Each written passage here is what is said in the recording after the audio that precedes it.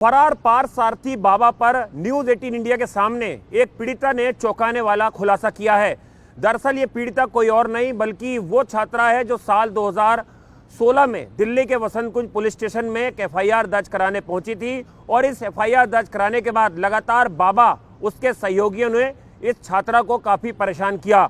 News 18 India को करीबन 12 minute के इंटरव्यू में इस छात्रा ने कई चौंकाने वाली जानकारी दी है। इस छात्रा ने बताया है कि जब उसने इस इंस्टीट्यूट के अंदर दाखिला लिया वसंत कुंज के, तो कैसे बाबा के जो कुछ खास लोग थे उसने इस लड़की को टारगेट किया और बाबा इस इंस्टीट्यूट में आने वाली नई लड़कियों को टारगेट करता था, जिसके लिए जो उसकी वार्डन होती थी, 3 महिला वार्डन, उनकी मदद ली जाती थी और उसके बाद इस इंस्टीट्यूट के अंदर जो हॉस्टल होता था उसमें सीसीटीवी से लड़कियों के ऊपर नजर रखी जाती थी। इस छात्रा ने न्यूज 18 इंडिया को दिए इंटरव्यू में यह भी दावा किया है कि परिवार के किसी सदस्य को हॉस्टल के अंदर आने की अनुमति नहीं थी।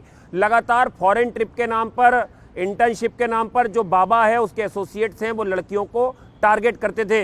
ये पीड़िता ने ये तक बताया है कि जब इसने साल 2016 में एफआईआर दर्ज कराई तो उस दौरान इसके साथ जो अत्याचार या जो टॉर्चर हो रहा था या जो इसके छेड़खानी करने की जो बाबा कोशिश कर रहा था, उसको लेकर मठ और जो इंस्टीट्यूट है उससे कई बार शिकायत की गई, लेकिन बाबा इतना पावरफुल था कि उस छात्रा की जो शिकायत थी उसको अनसुना कर दिया गया। इस छात्रा ने जो वुमेन सेल है वहां तक जो है अपनी आपबीती जो है वो दर्ज कराई है, ऐसा भी इसने दावा किया इस छात्रा ने।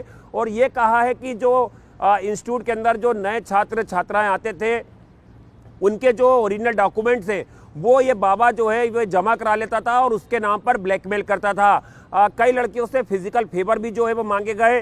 बाबा का एक रूम था जिसमें बहुत कम लोगों को आने जाने की अनुमति थी। तो इस छात्रा का दावा था कि ये जो हॉस्टल था, ये यूनिवर्सिटी थी, दरअसल ये एक जेल नुमा था और इसमें सारी गतिविधियां जो थी वो काफ़ी ज़्यादा संदेहास्पद थी।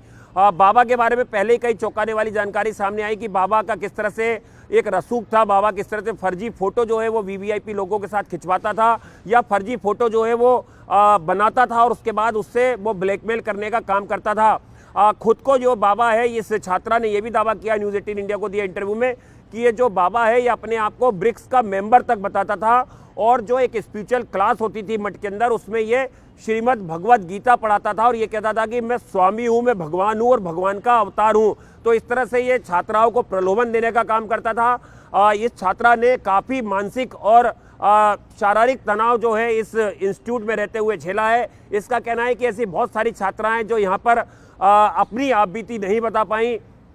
इस छात्रा ने यह भी दावा किया है कि इस इंस्टीट्यूट के अंदर उसे ऐसी जानकारी मिली जब वो यहाँ पर थी कि प्रताड़ित होकर एक छात्रा ने आत्महत्या तक कर ली है। हालांकि इस पर मठ का अभी कोई बयान सामने नहीं आया है और न्यूज 18 इंडिया भी अभी इसको वेरीफाई नहीं कर रहा है, लेकिन ये इस छात्रा का दावा था। इस छात्रा ने यह भी कहा कि कैसे मुझे और मेरे परिवार को लगातार ये बाबा की तरफ से टारगेट किया जा रहा था। बाबा एक तरीके से पूरा फर्जीवाड़ा था और बाबा की जो बातें होती थी पूरी तरह से फेक होती थी। बाबा अपने आप को कई अलग अलग नामों से छात्राओं को इंट्रोड्यूस करता था। देर रात तक जो है वो बाबा लड़कियों का रास्ता रोकता था और उन्हें कमरे में बुलाने के लिए लगातार जो है वो प्रेशराइज करता था।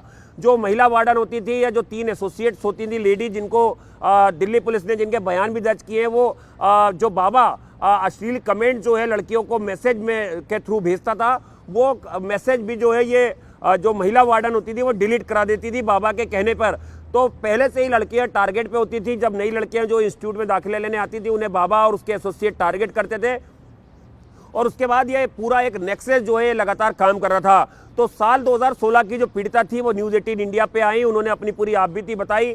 उसके बाद साल 2025 में फिर से 17 लड़कियों ने छेड़खानी का आरोप लगाया, उनके मजिस्ट्रेट के सामने बयान दर्ज हुए और उसके बाद बाबा पे एक और एफआईआर दर्ज हुई। अब तक बाबा के खिलाफ कुछ 5 एफआईआर दर्ज हो चुके, जिसमें पहली एफआईआर साल 2009 की है जो वसंत कुंज पुलिस स्टेशन में एक युवती ने दर्ज कराई थी जिसके साथ धोखाधड़ी और छेड़खानी की गई। उसके बाद साल 2016 में ये पीड़िता जो न्यूज 18 इंडिया के सामने आई, इन्होंने अपनी आपबीती बताई, इनकी एफआईआर दर्ज हुई जिसमें बाबा को बताया जा रहा उस वक्त गिरफ्तार भी किया गया था। जिसके बाद साल 2025 में अभी कुछ दिनों पहले एक डिप्लोमेट जो फर्जी नंबर होते हैं उसके आरोप में बाबा के खिलाफ एक एफआईआर दर्ज हुई। इसके अलावा एक मठ ने धोखाधड़ी की शिकायत दी थी बाबा के खिलाफ, उसकी एफआईआर दर्ज हुई और एक एफआईआर जो लड़कियां थी जिनके साथ मोलेस्टेशन हो रहा था उन्होंने दर्ज कराई थी। तो बाबा को लेकर लगातार रेड्स जारी हैं और न्यूज 18 इंडिया के सामने जो पूर्व छात्रा है उसके चौंकाने वाले बयान ये बताते हैं कि बाबा का रसूख कितना ज़्यादा था और बाबा किस तरह से सफ़ेद पेश लोगों के साथ उठता बैठता था।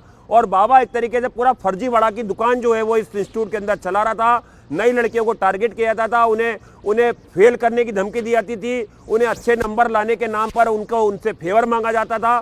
तो बाबा की तलाश में कई राज्यों में रेड जारी है। बाबा की अग्रिम जमानत को भी पटियाला हाउस कोर्ट ने खारिज कर दिया है। बाबा के बैंक अकाउंट और जो पैसा है, एफडी है, उसको भी दिल्ली पुलिस ने सीज कर लिया है।